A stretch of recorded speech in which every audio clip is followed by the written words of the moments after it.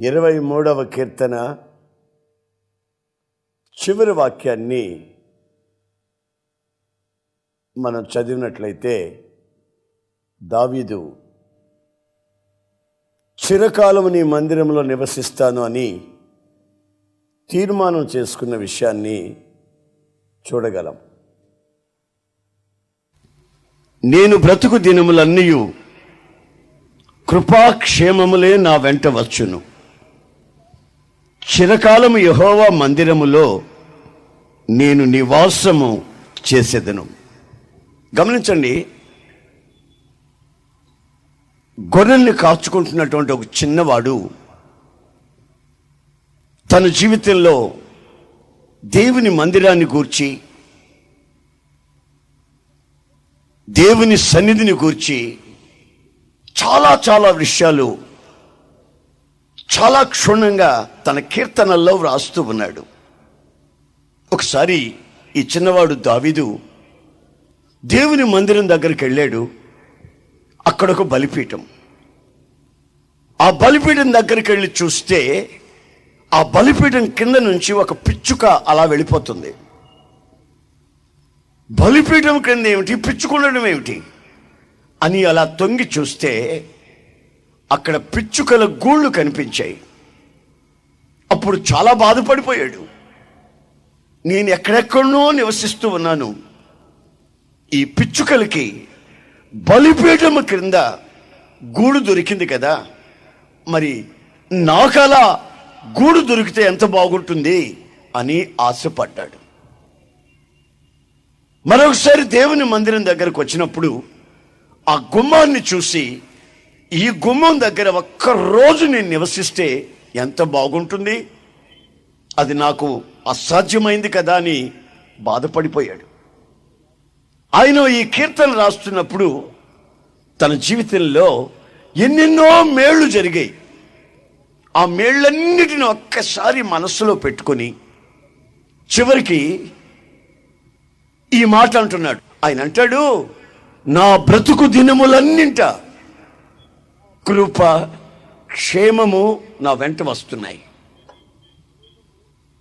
నా తలకి ఆయన నూనె రాస్తున్నాడు.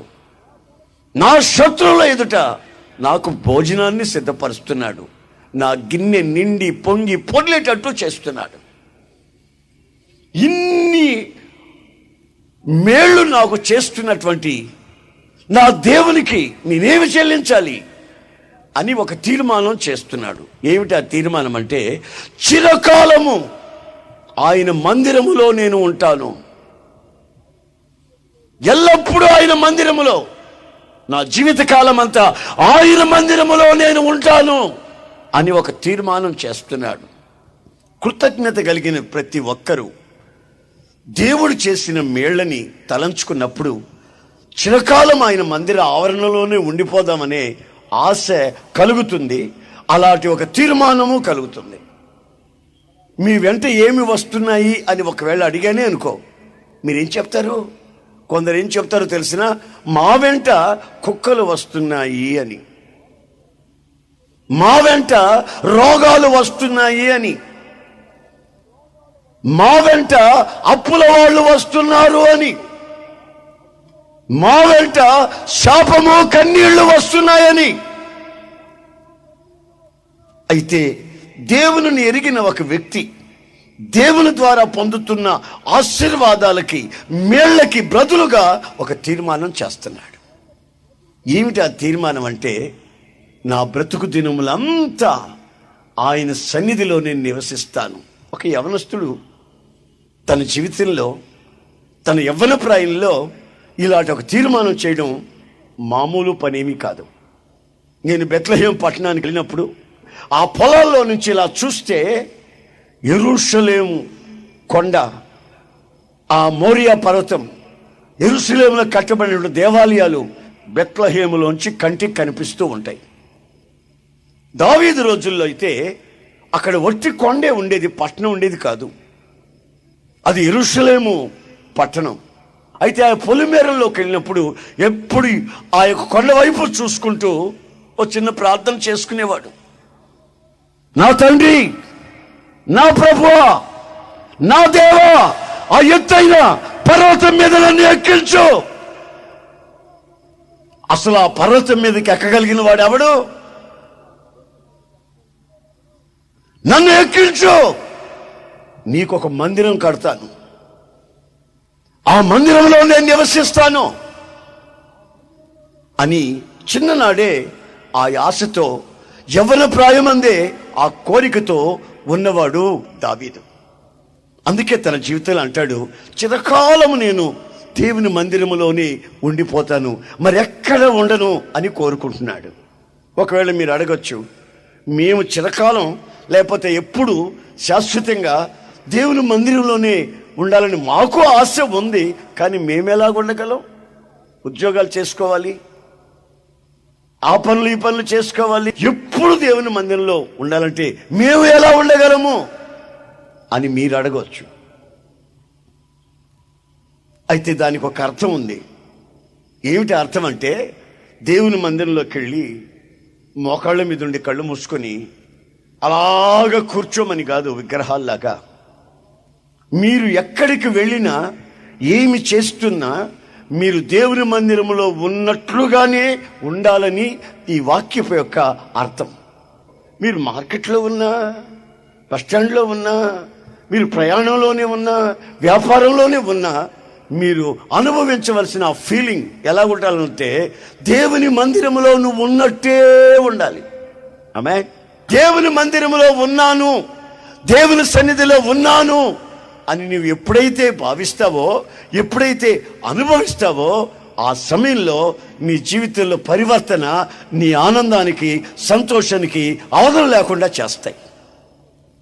కనుక నా ప్రియమైన సహోదరులారా, మీ వ్యక్తిగత జీవితంలో ఏమాత్రం కృతజ్ఞత కలిగి ఉంటే, మీరు తీర్మానం కలిగి ఒక నిబంధన దేవునితో చేసుకొని ఆయన సన్నిధిని వెతుక్కుంటూ వెళతారు అనే సంగతి వాస్తవం.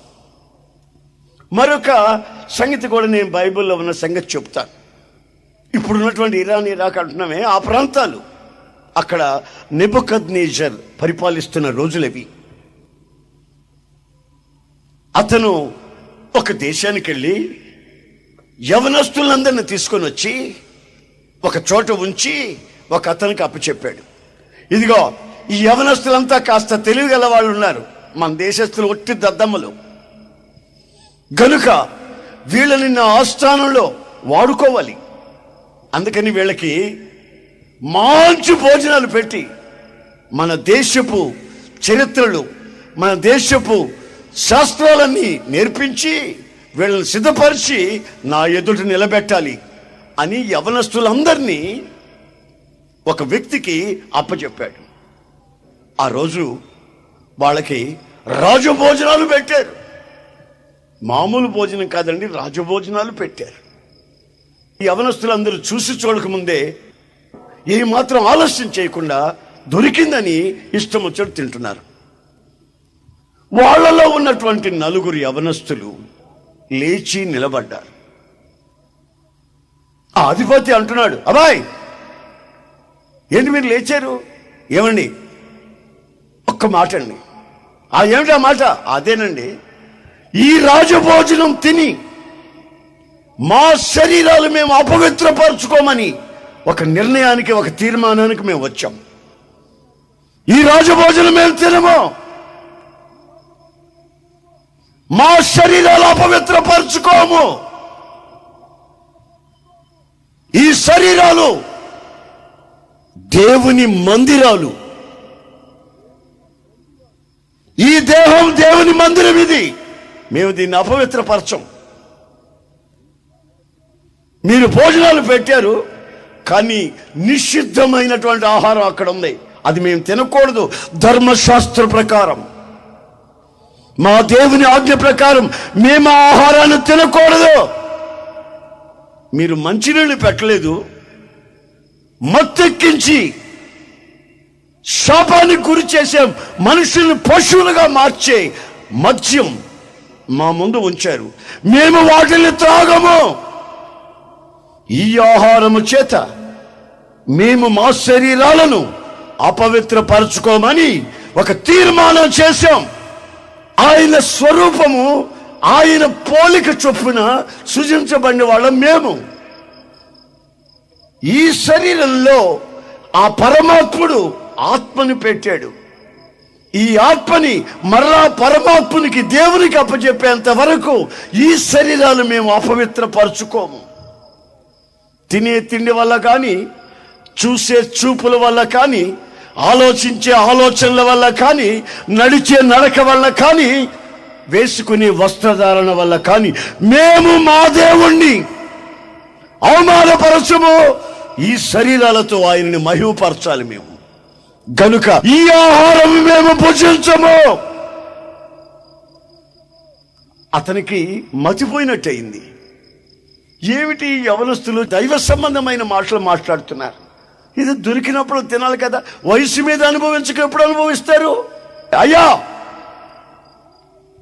మీరు శత ప్రయత్నాలు చేసిన, మీరు పెట్టిన ఈ అపవిత్రమైన ఆహారం మేము తినం.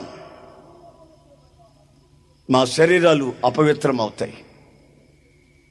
నా ప్రియమైన సహోదరులారా, మీ శరీరాల గురించి మీకు ఎంత విలువ ఉందో నాకు తెలీదు.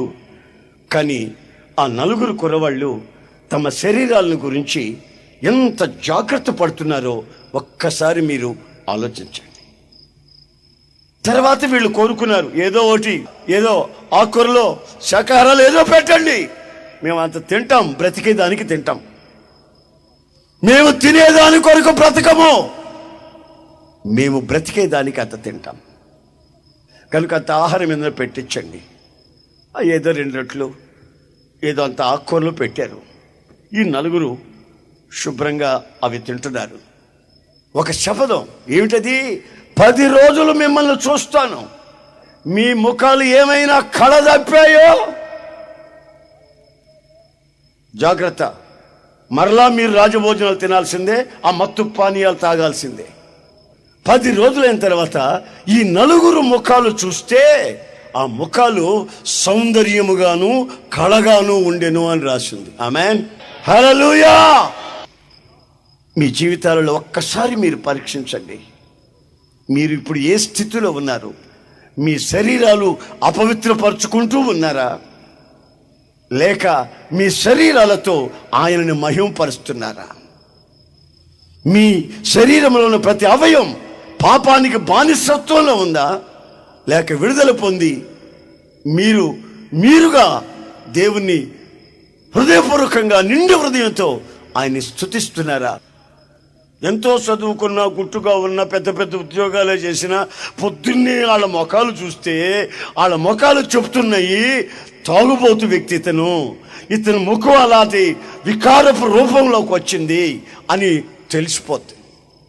కొంతమంది తాగుతారు, గుట్టుగా పడుకుంటారు, తెల్లారి లేస్తారు, వాళ్ళకు ఒళ్ళు నొప్పులు అంట. నేను అడిగితే చెప్పారు, నాకు ఒళ్ళు నొప్పులు కూడా తాగకూడదా చేస్తున్న గారు అన్నారు. మరి నీ భార్య కూడా పనిచేసి బట్టలు ఉతికి అన్నం వండి ఎంతో బాధ కదా, ఆమె కూడా ఒళ్ళు నొప్పులు అంటగా, ఆమె కూడా శేష తెచ్చిపోయావా? నీ కొడుకు లారీకి వెళ్తున్నాడు కదా, ఆడికి ఒళ్ళు నొప్పులేగా, ఆడికి కూడా ఒక శేష తెచ్చిపోయావా? ఆ తర్వాత అతను నోరు మూసుకున్నాడు. కారణం ఏంటంటే ఒళ్ళు నొప్పులుగా తాగేది తాగుబోతుతనం. అది మత్తెక్కించి చెల్లెవరో తల్లెవరో తెలియని పరిస్థితుల్లో, తన ఇల్లేదో పక్కిల్లేదో ఏ తలుపు తట్టాలో తెలియక తనులు తిని మత్తెక్కిన పదార్థాలు తాగి జీవితంలో శాపానికి గురైపోతున్నాడు. శరీరం అపవిత్రపడుతుంది. అపవిత్రపరచబడకూడదు అనే ఒక తీర్మానం నీకు కలిగి ఉండాలి. అలా తీర్మానం కలిగిన వ్యక్తుల ముఖాలు చూస్తే సౌందర్యముతోనూ కళకళలాడిపోతున్నాయంట. దేవునికి స్తోత్రం, హల్లెలూయా, హల్లెలూయా, హల్లెలూయా. మీలో కొంతమందికి బస్టాండ్లో బ్యాగులు పోయినట్టుగా ఉంది. కారణం ఏంటంటే లోపల ఏదో బాధ, లోపల ఏదో చిక్కు సమస్య, అప్పుల బాధ, పిల్లల గురించిన బాధ, ఏదో నీ గుండెల్లో ఏదో తీరని బాధ ఉంది. నువ్వు నవ్వాలనుకున్నా నవ్వలేకపోతున్నావు. నవ్వినట్టు ఉన్నావు కానీ నీ నవ్వు నీ జీవితంలో ఉన్నటువంటి వికారాన్ని ప్రత్యక్షపరుస్తుంది. నీ ముఖంలో కనబడవలసిన ఆ జీవకళ, యేసుక్రీస్తు రక్తం చేత కడగబడిన తర్వాత నీ జీవితంలో ఉన్న శాంతి సమాధానం, అది నీ జీవితంలో కనిపించకపోవడం శోచనీయం. పాత్రలో ఏముందో అదే గరిటలోకి వస్తుందండి.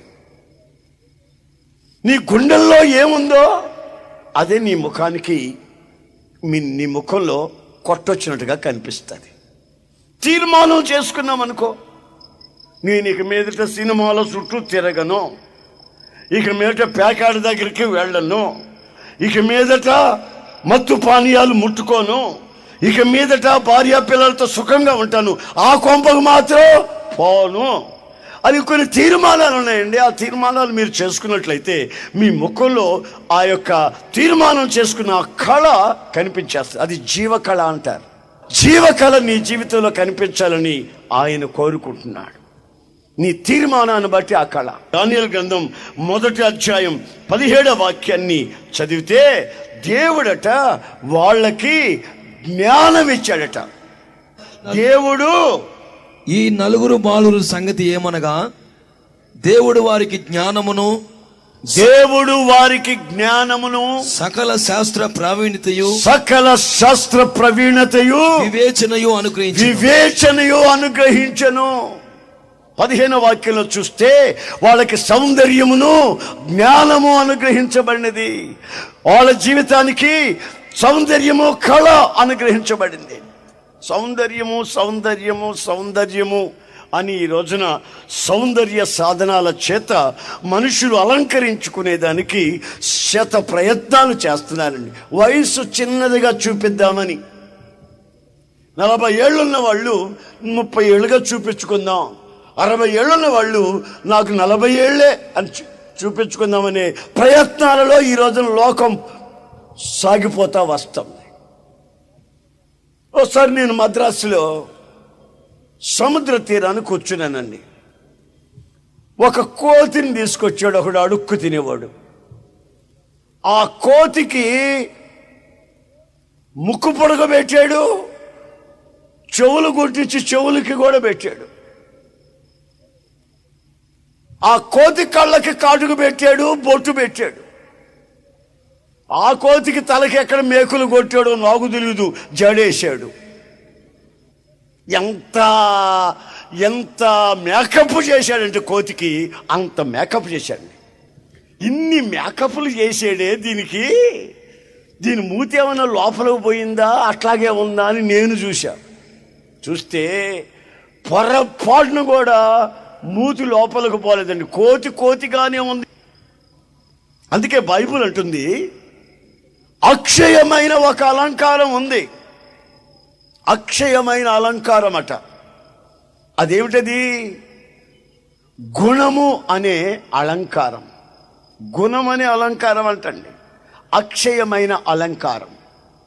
ఇంకా బైబిల్లో లోతుకు మనం వెళ్ళి చూస్తే పరిశుద్ధమైనటువంటి అలంకారం. బైబిల్ అంటుంది, పరిశుద్ధ అలంకారముతో నన్ను ఆరాధించండి.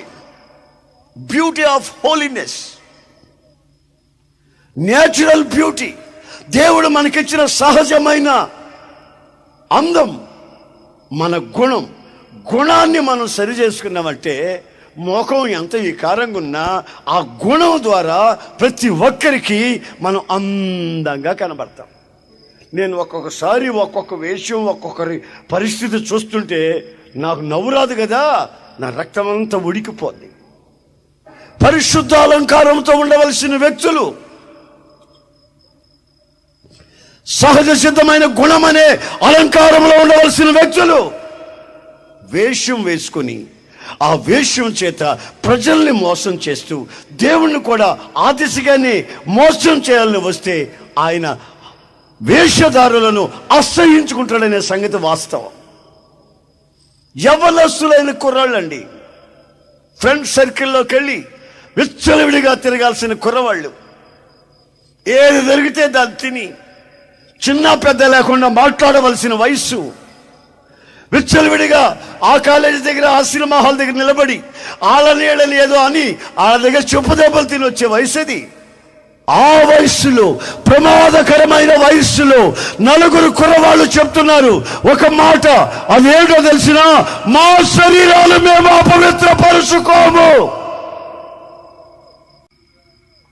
ఏ విషయంలో మీ శరీరాలు అపవిత్రపడుతున్నాయో ఒకసారి మీరు ఆలోచించండి. యూదా పత్రికలో నేను ఒక మాట చదివానండి. అదేముందో అక్కడ ఏమని రాసిందో తెలుసా? కలలలో కూడా నీవు అపవిత్రపరచబడకూడదు అని రాసిందండి. ప్రభు అయిన యేసు క్రీస్తు రక్తము చేత కడగబడిన నీవు నీ శరీరం ఆద్యంతం పవిత్రంగా జీవించాలని ఆయన కోరుకుంటూ ఈ హెచ్చరికలు మనకు వ్రాసి ఉన్నాడు. జ్ఞానం నీకు రావాలి. జ్ఞానం, ఆ జ్ఞానం లోక సంబంధమైన జ్ఞానం కాదండి, దైవ సంబంధమైన జ్ఞానం. దైవ సంబంధమైన జ్ఞానం అండి, డివైన్ విజ్డమ్. సాతాను సంబంధమైన జ్ఞానం ఉంది, డీమన్ నాలెడ్జ్. మర్మముగా ఉన్నటువంటి కొన్ని విషయాలు వయస్సుకు మించి తెలుసుకోవాలని ప్రయత్నం చేస్తారు. గుప్త జ్ఞానం అంటారు దాన్ని. గుప్తముగా మరుగ్గా ఉండవలసిన ఆ పనికిమాలిన జ్ఞానం ఈ రోజున అది తెలుసుకోవాలని పుస్తకాలు చదవడం కానివ్వండి, విషయాలు తెలుసుకునే ప్రయత్నం చేయడం కానివ్వండి, ఆ సినిమాల చుట్టూ తిరిగి, టీవీల చుట్టూ తిరిగి జీవితంలో శాపాన్ని తెచ్చిపెట్టుకుంటున్నారు వయస్సుకు మించిన శపించబడిన జ్ఞానము చేత. గనుక నా ప్రియమైన సహోదర సహోదరులారా, మీ జీవితాలు ఈ రోజున అసహ్యమైన అశ్లీషమైనటువంటి కార్యములు చూసి సంతోషించి తృప్తి పడుతున్నారా? లేక మీ శరీరాలు అపవిత్రపరచబడకుండా దైవ జ్ఞానం చేత ఆధ్యాత్మికమైన ఉన్నత స్థాయి అనుభవానికి రావాలని కోరుకుంటున్నారా? యవనస్తులు బాగుపడాలనుకుంటే మొదట ఆ పిల్లలు కన్నా తల్లిదండ్రుల ముందు నడుము కట్టవలసిన అవసరం ఎంతైనా ఉంది. పిల్లల్ని ఎలా పెంచుకోవాలో తెలియని పరిస్థితుల్లో తల్లిదండ్రుల ప్రవర్తన బట్టి వాళ్ళ నీడలు పిల్లల జీవితాలు కనిపిస్తున్నాయి. ఆ తర్వాత వాళ్ళ జీవితాలకి అవి శాపంగా మారుతున్నాయి. కుటుంబాన్ని ఎట్లా నడిపించుకోవాలి, నీ రాబడి ఎంత, నీ ఖర్చు ఎంత తెలియని అవివేకం. అందుకే దేవుడు అంటాడు, నాతో తీర్మానం చేసి చూడండి, నా సన్నిధిని తీర్మానం చేసి చూడండి, నేను నీకు జ్ఞానం ఇస్తాను. అప్పుడు నీకొచ్చిన ఆ రాబడిలో నీవు తృప్తిగా బ్రతుకుతావు. ఎక్కడ అప్పులు ఉండవు, వడ్డీలు కట్టవలసిన అక్కర్లేదు. నీ కష్టార్జితం నీవు నీ పిల్లలు అనుభవిస్తారు అని లేఖనం చెప్తుంది. దేవునికి భయపడి దేవునితో తీర్మానం చేసుకుంటే జ్ఞానం ఇస్తాడు, శాస్త్ర ప్రవీణత ఇస్తాడు. ఆ తరువాత నీ జీవితానికి వివేచన ఇస్తాడు. ఏది తినాలో, ఏది తినకూడదో, ఎవరితో స్నేహం చేయాలనో, ఎవరితో స్నేహం చేయకూడదో, ఏది కళ్ళతో చూడాలనో, ఏది చదువుకోవాలనో, ఏది చదవకూడదు గుర్తింపు ఇస్తాడు. బైబిల్ ఏమంటుందో తెలుసండి, మీ దేహాలకు మీ కళ్ళు దీపాలు. కళ్ళు చెడినవైతే సర్వ శరీరము చెడుతుంది, అపవిత్రమవుతుంది. Be careful. నీవు జాగ్రత్త పడవలసిన అవసరం వచ్చింది. నీ కళ్ళు పవిత్రమైనవైతే సర్వ శరీరం పవిత్రంగానే ఉంటుందని లేఖనాలు చెప్తున్నాయి. గనుక నీ కళ్ళు, నీ ఆలోచన, నీ ప్రవృత్తి, నీ వ్యక్తిత్వం ఎలాంటి పందాలో సాగిపోతుందో నీవు గుర్తించి గమనించి జాగ్రత్త పడవలసిన అవసరం ఒకటి వచ్చింది. ఒక సంగతి మీకు చెప్తాను, దాన్ని కొంచెం మీరు గమనించండి. ఒక అమ్మాయికి పిల్లలు లేదు, ఆడు రోజు తిడుతుంటాడు. సంతానం లేదు, నీకు సంతానం లేదు, అది ఇది తిట్టి విసిగిస్తుంటాడు. అంతలో ఈమెకి తెలిసింది, భార్యకి తెలిసింది ఎక్కడో ఒక చెన్నెళ్ళు ఉందని. ఆ సంగతి గురించి ఇతనితో గొడవ పడుకుంది. గొడవ పెట్టినసరికి నాకు పిల్లలు కావాలి, నార్బాయ్ ఉంటే ఉండు, పోతే పో, పొడుస్తా నిన్ను అన్నాడు. భయపడిపోయింది. ఇతను ఏం చేశాడు తెలుసండి, ఎలాగో భార్యకి తెలిసిపోయింది అని ఇక ఆ పాడు మనిషిని ఇంటికే తీసుకొచ్చి పెట్టాడు. ఇక రోజు కుంపటి, ఎక్కడో ఉంటే అదొక రకం, ఇంట్లోనే తీసుకొచ్చి పెట్టాడు కనుక రోజు అల్లకల్లలం అయిపోతుంది ఆ కుటుంబం. ఆ మనిషి వచ్చి చుట్టూ బీకను, ఈ మనిషి వచ్చి చుట్టూ బీకను, మధ్యలో వీడు ఏం చేయాలో అర్థం కాక శాపానికి గురైపోతున్నాడు. ఒక రోజున భార్యకి ఎక్కువ కోపం వచ్చింది, కోపం ఎక్కువైపోయింది, లేచి పరిగెత్తింది. పరిగెత్తేసరికి వీడికి దడబుట్టింది. ఏ చెరులో దూకుతుందో, ఏ కాలంలో దూకుతుందో, ఏ నూతిలో దూకుతుందో, అమ్మో దీనికి కోపం వస్తే ఆగదని చెప్పి వీడు వెంటబడ్డాడు. ఆ మనిషి పరిగెత్తును, వీడు వెంటబడను, ఆ మనిషి పరిగెత్తును, వీడు వెంటబడను. మొత్తం మీద ఈ అమ్మాయి పరిగెత్తి పరిగెత్తి పరిగెత్తి పరిగెత్తి పరిగెత్తి ఒక దేవుని మందిరంలో పడిపోయింది.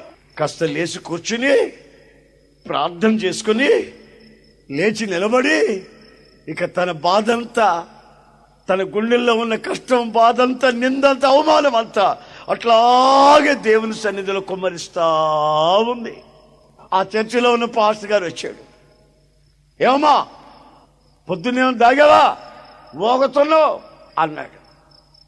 అయ్యా నేను మత్తు పదార్థాలు తాగేదాన్ని కాదయ్యా, నా గుండెల్లో ఉన్న దుఃఖం, బాధ, నింద అంతా నా ప్రభు సన్నిధిలో నేను కుమ్మరిస్తున్నాను బాబు అని ఏడ్చింది. దేవుని సన్నిధిలో కుమ్మరిస్తున్నావా? ఓ విజ్ఞాపన ప్రార్థన చేసుకుంటున్నావా? అవునయ్యా, అయ్యా అవునయ్యా. అవునుగానే ఏమని ప్రార్థన చేసావు అన్నాడు. ఏం లేదు బాబు, నాకు 13 ఏళ్ళైంది, మరి పిల్లలు లేరు, మా ఆయనేమో పిల్లలు కావాలని పీడిస్తున్నాడు, మరలా ఇంకొక దాన్ని తీసుకొచ్చి కొంపలో పెట్టాడు, అయ్యా చిచ్చు పెట్టాడు, నా సంసారం పాడైపోతుంది బాబు. ఇప్పుడు దేవుడితో ఒక తీర్మానం చేశాను. ఏం చేశావు? అదే ఒక్క బాబునిస్తే, నా నింద తొలగిస్తే ఆ కుమారుణ్ణి మరలా నీ సన్నిధిలో ఇస్తానని తీర్మానం చేశాను. ఆ మాటలు విన్నటువంటి దైవజనుడు ఒక్కసారి స్పందించి ఆమె వైపు చూసి ఒక మాట అన్నాడు. అమ్మా, నీవు దేవునితో ఎలా తీర్మానం చేసావో ఆ విధంగానే నీకు దేవుడు సహాయం చేస్తాడమ్మా, కుమారుని ఇస్తాడమ్మా, సంతోషంగా ఇక ఇంటికి వెళ్ళిపోమ్మా అన్నాడు. ఆ మాట నేను బైబిల్లో చదివినప్పుడు నేను చాలా సంతోషించాను. ఎందుకంటే ఈ రోజుల్లో కూడా అట్లాంటి పాస్టర్లు అన్ని చోట్ల ఉంటే ఎంత బాగుండేది. నా ప్రియమైన సోదరులారా, ఆకాశమందున్న దేవుడు ఆమె గర్భాన్ని జ్ఞాపకం చేసుకున్నాడు. నాతో నిత్య నిబంధన చేసిన ఈ సహోదరి నింద తొలగించాలి. పెదాలు విరిచిన వాళ్ళు, తలలు ఊపిన వాళ్ళు అవమానాల పాలవ్వాలి. ఈ బిడ్డకి నేను కొడుకుని ఇవ్వాలి అని రోషము గల దేవుడు, నేను ప్రకటిస్తున్న యేసయ్య గర్భం తెరిచాడు. ఓ చక్కటి కొడుకు పుట్టాడు. ఒక రోజున పాలు విడిచిన తరువాత కుమారుని తీసుకొని ఈమె తిన్నగా దేవుని జీవము గల దేవుని మందిరానికి తీసుకెళ్ళింది. చిన్నోడు తీసుకెళ్ళింది. ఆడప్పుడప్పుడే బాగా నడుస్తున్నాడు, తప్పట్లు నడుస్తున్నాడు. ఆయన చూస్తుంటే ప్రాణం సూరు పడుతుంది, వీడిని ఎలాగివ్వను అని. అయితే తీర్మానం ఒకటి వచ్చి అడ్డుపడుతుంది. నేను దేవునితో తీర్మానం చేశాను, నేను దేవునితో తీర్మానం చేశాను. అందరూ ఏమంటున్నారు? లేక లేక దేవుడు నీకు ఇస్తే మళ్ళీ దేవుడికి ఇస్తావా? దేవుడికి ఇవ్వాల్సిన అక్కర్లేదు, నువ్వు పెంచుకో, దేవుడు తెలియదని సంగతి అని అంటున్నారు అందరూ. అయితే ఏమంటది? అదిగో ఆ మాటలు అనకండి, నా అవమానం తీర్చి నా జీవితాన్ని కళగా మార్చిన ఆయనకి కృతజ్ఞతగా నేను ఆయన సన్నిధిలో లేకపోయినా నా కుమారుణ్ణి చిరకాలం ఆయన సన్నిధిలో ఉంచుతాను అని చెప్పి తీసుకెళ్ళింది. ఆ దైవజనుడితో చెప్తుంది, అయ్యారు నేను గుర్తున్నానా మీకు? అమ్మా నా పెద్దోడిని అయిపోయానమ్మా, నాకు గుర్తు రావట్లేదమ్మా. ఓ అదే, అప్పుడు ఒకసారి తాగావా అని నన్ను అడగల నువ్వు? ఆ అమ్మాయివా నువ్వు? ఏమైంది? ఏం లేదండి, నువ్వు నన్ను దీవించావు, దేవుడు నా తీర్మానం చూశాడు, నా నింద తొలగింది, నాకు చక్కటి కొడుకునిచ్చాడు. ఈడే నా కొడుకు, ఈడనా బాగున్నాడు. అంతలో ఏమేమంటది, అయ్యా బాగున్నాడు అంటే కాదు, అని దేవునికి ఇచ్చేసరికి మందిరంలో వదిలిపెట్టి వెళ్ళిపోవాలని వచ్చాను. అదంటే ఈ చిన్న పిల్లల్ని ఎట్లా వదులుతావమ్మా అంటే, అయ్యా దైవజనుడు అయ్యుండి నువ్వు ఆ మాటలు చెప్తావేంటి? నేను దేవునితో తీర్మానం చేసుకున్నాను. యేసు ప్రభు మన జీవితాలలో మన పిల్లలకి ఆశీర్వాదం ఇవ్వాలనుకుంటే వాళ్ళని దేవుని సన్నిధిలో పెంచాలి. దేవుని సన్నిధికి తీసుకొచ్చి ఆ బిడ్డనిచ్చి, అయ్యా ఇక ఇక్కడే ఉంటాడు బాబు, నేను తీసుకెళ్ళను, అది ఇది చెబుతుంది ఈమె ఎప్పుడైతే ఆ మాటలు చెబుతుందో వీడేం చేశాడు తెలిసి, ఈ పిల్లాడు దేవుని సేవకుని ముందు సాష్టాంగ నమస్కారం చేశాడు. ఆ మాట బైబిల్లో చదివితే నా ఒళ్ళంతా పులకరించింది. ఒరేయ్ అయ్యగారికి దండం పెట్టా అని అనలా. ఈ పిల్లోడిని దేవునికి ఇచ్చేస్తున్నానని ఈమె చెబుతుంది. ఆయనకి చెప్తూ ఉంటేనే ఈ పిల్లవాడు సాష్టాంగ నమస్కారం చేశాడు. అది చదివిన తర్వాత నాకు అనిపించింది, ఆ తల్లి పెంచిన పెంపకం, ఉగ్గుపాలతో బిడ్డకి నేర్పించినటువంటి నేర్పు, దైవజనుడి దగ్గర సాష్టాంగ నమస్కారం చేసేస్తా ఉంది. Praise the lord. ఈ రోజుల్లో ఈ కాన్వెంట్లు లేవు, ఇంగ్లీష్ కాన్వెంట్లు. అక్కడికి మీ పిల్లోడిని తీసుకొని పోయి కట్టాల్సిన ఫీజులన్నీ కట్టి కొనాల్సిన పుస్తకాలన్నీ కొని, అయ్యా ఇక్కడే చదువుకో నీ వెళ్తా అన్నామనుకో, ఎట్లుంటుంది పరిస్థితి? నేను చదువు వస్తా అంటాడు. ఫీజులు కట్టా ఉండరా అక్కడ, టీచర్ గారు పట్టుకోండి అంటే నేను వెళ్తాను పట్టుకోమంటే ఆమె పట్టుకున్నదా, ఆ పట్టుకున్న మనిషి చెయ్యి కొరకతాడు. వీడు వెంటనే పరిగెత్తుకుంటూ వచ్చి మళ్ళా అమ్మ దగ్గర నాన్న దగ్గర పట్టుకొని వదలడా. కాన్వెంట్లో పిల్లల్ని చేర్పించి ఇంటికి వచ్చి, వాడు సాయంత్రం ఇంటికి వచ్చేవాడు కదా, ఆడే అంత అల్లకల్లోలం చేస్తున్నాడే. ఇప్పుడు ఈ చిన్న పిల్లోడిని దేవుని మందిరానికి తీసుకుని వచ్చి మరెన్నడూ నేను తీసుకొని వెళ్ళను. ఆ పిల్లవాడు సాష్టాంగ నమస్కారం చేస్తున్నాడు. మరి మీ జీవితాలు మీ పిల్లల్ని ఎట్లా పెంచుతున్నారో మీరు ఆలోచించండి. అబ్బాయో మీ అత్త వచ్చింది, మేనత్త, పిల్లని అడుగో. ఈడులా అత్త పిల్లని అత్త అంటాడు. వాడు పిల్లంటే ఏంటి, పెళ్ళి అంటే ఏంటి వాడు తెలిసింది. ఈ మనిషి చెప్పడము వాడు అడగడం.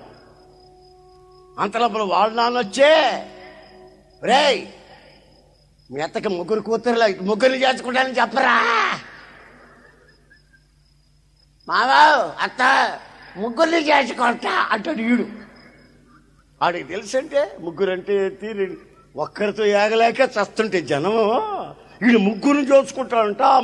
ఆ విషయం వాడికి చెప్తుంది, వాడి నోట్లో అనిపిస్తుంది ఈ మనిషి. అప్పుడు ఈ మనిషి బ్రతుకు ఎలా ఉంటుందో ఒకసారి మీరు ఆలోచించండి. పిల్లోడికి ఆ మాట చెప్పిందంటే, ముగ్గురిని చేసుకుంటానని చెప్పమనిందంటే, ఆ మనిషి బ్రతుకు అటు ఉండదో చూడండి ఒకసారి.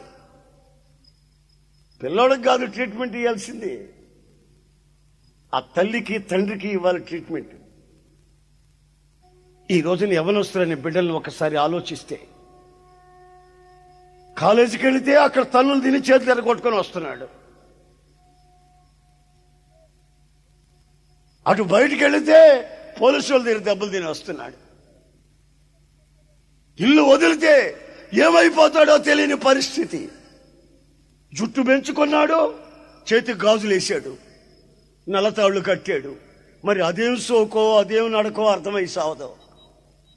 తిరిగి కాళ్ళు చేతులు ఎరగొట్టి సావండి అని చెప్పి వాళ్ళకి స్కూటర్లు కూడా కొనిపెట్టారు. మరి ఏమిటో అర్థం కాదు. బిడ్డల జీవితాలను నిలువున నాశనం చేస్తున్నది ఎవరు? వాళ్ళకి నేర్పించవలసిన విషయాన్ని నేర్పించకుండా శాపంగా మారుస్తున్నది ఎవరు? ఈ రోజున మీరు ఆలోచించండి. మీ పిల్లలు మీకు లోబడుతున్నారా? మీరు చెప్పినట్టు వింటున్నారా? యవనస్తులు నలుగురు మా శరీరాలు అపవిత్రపరచుకోము అని అంటున్నారు.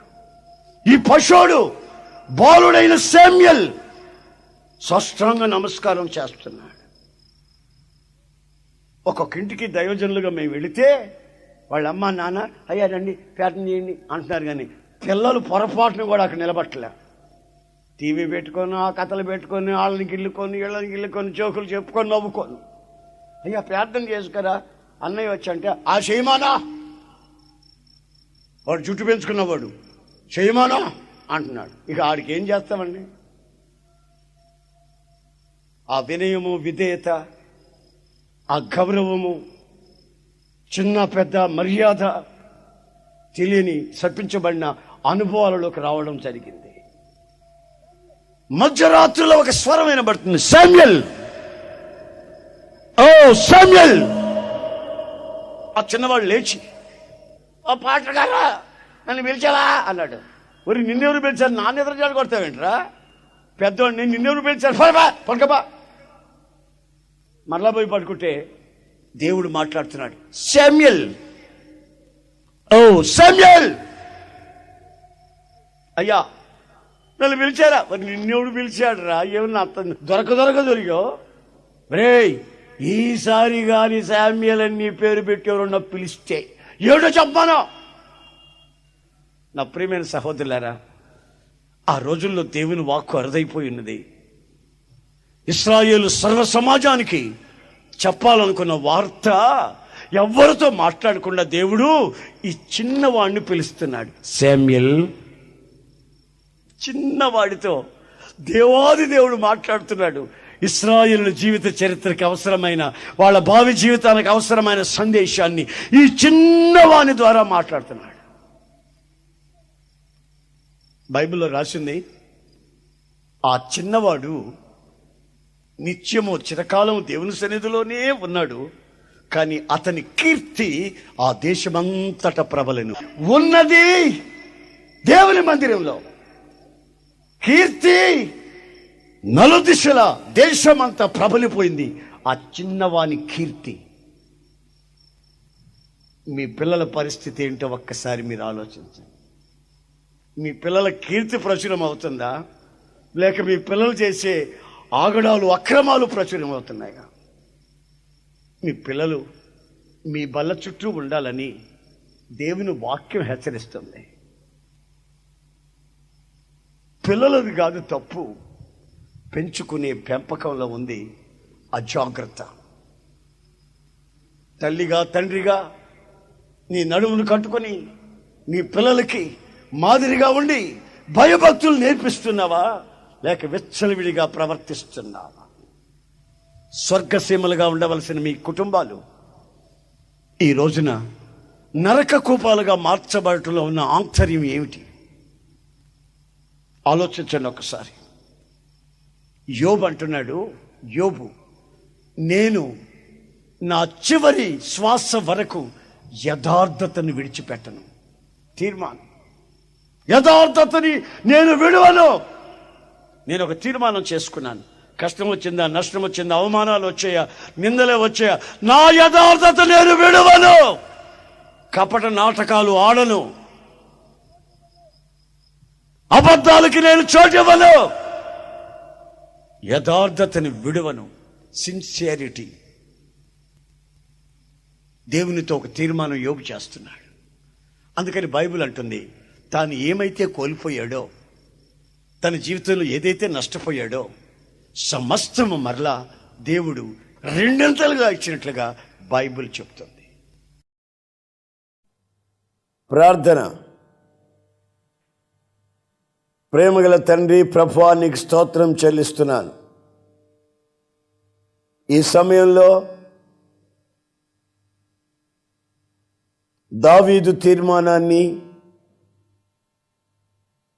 షడ్రక్, మెషక్, అబేద్నెగో, దానియేలు తీర్మానాన్ని, హన్నా తన జీవితంలో చేసుకున్న తీర్మానాన్ని మీరు మాకు సవినయముగా వివరించారు. ఈ విషయాన్ని విన్నటువంటి ఈ ప్రజలు మీ కృపలో దాచబడి ఒక శాశ్వతమైన తీర్మానం చేయబడి నీ నిత్య రాజ్యానికి సిద్ధపరచబడినట్లుగా సహాయం చేయమని నజరేయుడైన యేసుక్రీస్తు నామంలో అడుగుచున్నాను తండ్రి. ఆమేన్.